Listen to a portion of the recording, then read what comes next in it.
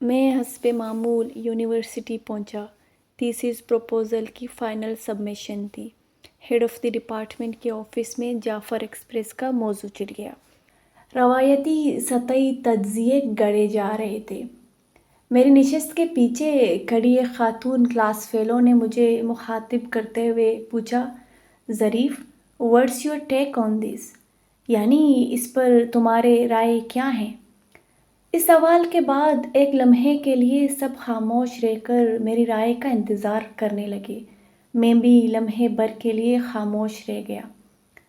میری خاموشی نے ایک اور لمحے کے لیے ان کے چہروں کے تاثرات مزید حیرت زدہ کر دیے، کیونکہ وہاں موجود سب کے لیے اس کا سادہ سا جواب بنتا تھا کہ یہ سنگین دہشت گردی کا واقعہ ہے۔ انڈیا یا دیگر مملکت خدا داد دشمن عناصر اس کے پیچھے کار فرما محرک ہیں، بلا بلا بلا۔ اس کے برعکس میں سوچ رہا تھا کہ صدیوں کی ظلمتوں کو ان کے سامنے مختصر ترین لفظوں میں کیسے بیان کروں، کیونکہ ان شہزادے اور شہزادیوں کو ہماری تلخ سچائیوں کا نہ ادراک ہے اور نہ ہی ہمارے سچ کو سمجھ سکتے ہیں۔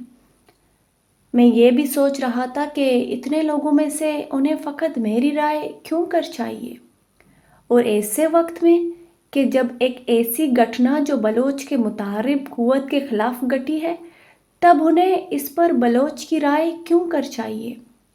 رائے بھی وہ چاہیے جو دہائیوں سے آفت رسیدہ بلوچ کے خلاف بھی ہو۔ میں سوچ رہا تھا کہ یہ لوگ اس وقت میری رائے کیوں کر نہیں پوچھتے جب 8 سالہ رامیس کے نازک بدن کے اندر 8 سرکاری گولیاں چھید کرتی ہیں۔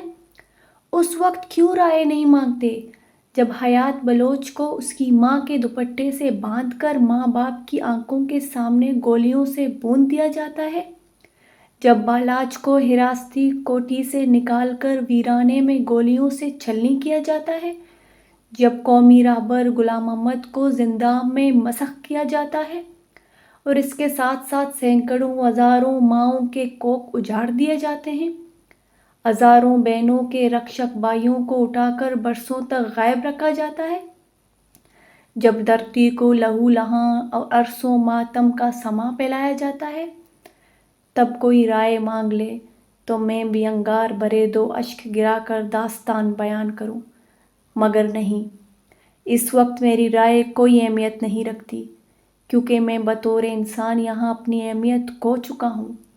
میں غیر ہوں، اجنبی ہوں، انجان ہوں ان سب کے لیے جو مشترکہ مفادات کی بنا پر میری دھرتی کے کوکھ سے خزانہ لوٹ رہے ہیں، میرے پاؤں میں زنجیر ڈال کر میرے وسائل لوٹنے کی دوڑ لگا رہے ہیں، میرے خون پانی کی طرح بہا کر آب حیات پی رہے ہیں۔ میری اور میرے وطن واسیوں کی کوئی وقت نہیں، ہمارے اور ان کے مفادات متضاد ہیں۔ آج میری رائے چاہیے کہ میں اپنے آپ کو شرمسار محسوس کروں، مجرم تصور کروں، ظالم و وحشی تسلیم کروں؟ میں آج رائے نہیں دوں گا۔ رائے چاہیے تو پوری کہانی سننی پڑے گی، ورنہ میں تمہارے دل کی تسکین کے لیے اپنے آپ کو نہیں کوس سکتا۔